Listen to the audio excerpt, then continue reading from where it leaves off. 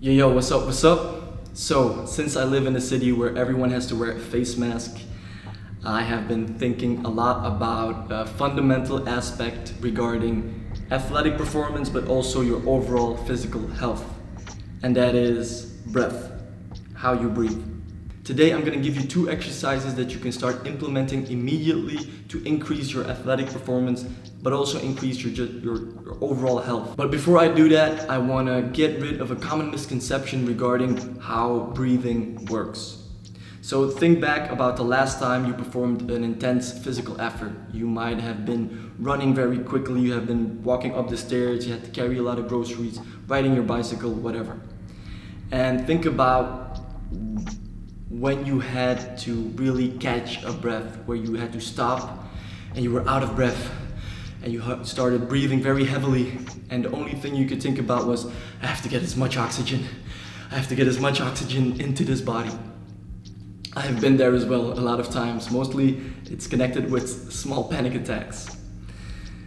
So think back about what you're trying to do. You want to get as much oxygen in your body because that's what your muscles need to get rid of that fatigue. And in a sense, that's very right. That's very correct.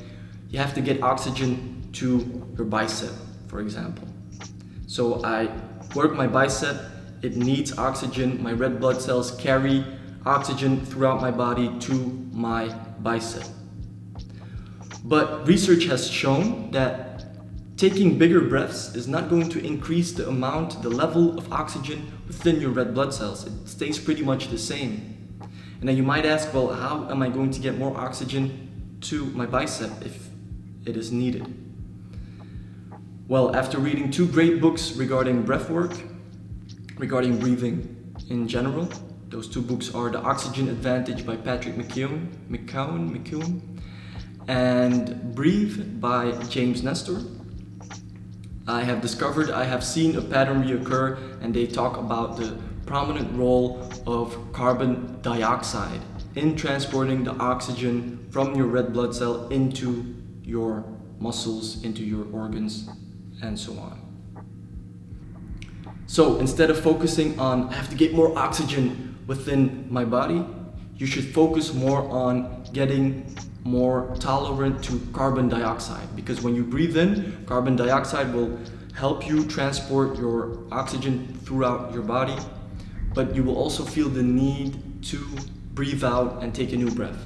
So the better your tolerance is for carbon dioxide, the more efficient the transportation of oxygen will be within your body.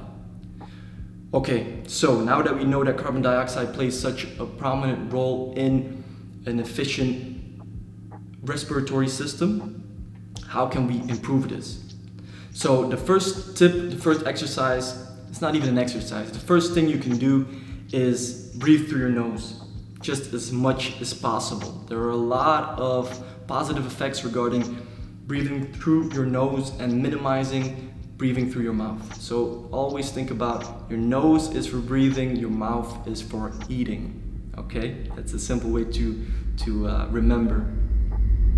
And if you want to take it a step further, I have been experimenting with taping my mouth shut when I go to sleep because my girlfriend has told me that I'm snoring a lot while I'm sleeping, and I also had the feeling that I wasn't sleeping as well as I could be. And research has shown that snoring is not really a good sign. So I tried out taping my mouth shut to ensure that I only breathe through my nose while I'm asleep. I tracked my sleep for about a month, a couple of weeks without taping my mouth shut, and now there have been 2 weeks where I have been sleeping with my mouth taped shut, and I not only feel a lot better when I wake up, I have been tracking my sleep, and my average deep sleep has improved from 3 hours a night to 4, even 4.5 hours per night. So that's a lot more deep sleep that I'm getting every night just by taping shut my mouth and making sure that I breathe through my nose. Patrick McKeown speaks of 3 months to get your system used to breathing through your nose if you try to do the same as I did by taping your mouth shut while you're asleep. And 3 months is a pretty long time, but I'm going to go for 3 months, even though I've already felt benefits after 2 weeks. So breathe through your nose as much as possible. If you want to take it to the next step, you can tape your mouth shut while you're asleep to ensure that you breathe through your nose. So that's the first thing you can do to improve your breathing. The second thing you can do is a small exercise, a breathing exercise that comes from the book Breathe by James Nestor. And he talks about the perfect breath. So, like I said, it's not so much about getting as much oxygen into your body, it's about, because there is a thing called over-breathing. You can breathe too much, and a lot of people breathe too much. So we want to decrease the amount of breaths we take per minute to get the balance of oxygen and carbon dioxide more even, more balanced out. How can you do this? Very simple. You breathe in 5 seconds, you breathe out 5 seconds. That's pretty much it. I'll give you a quick example if you might not understand how simple it is. So, always through the nose. I'm going to breathe through my nose, but I'll count using my fingers. Start in, and then I breathe out.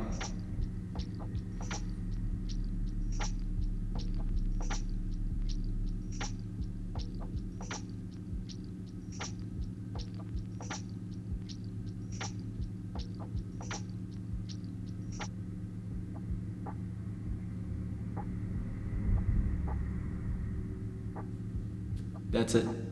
Breathe in for 5 seconds, breathe out for 5 seconds. Try to do that every single day, 5 to 10 minutes. Do it now, thank me later. So, try those things out, let me know what you think. I'll see you in the next one. Peace!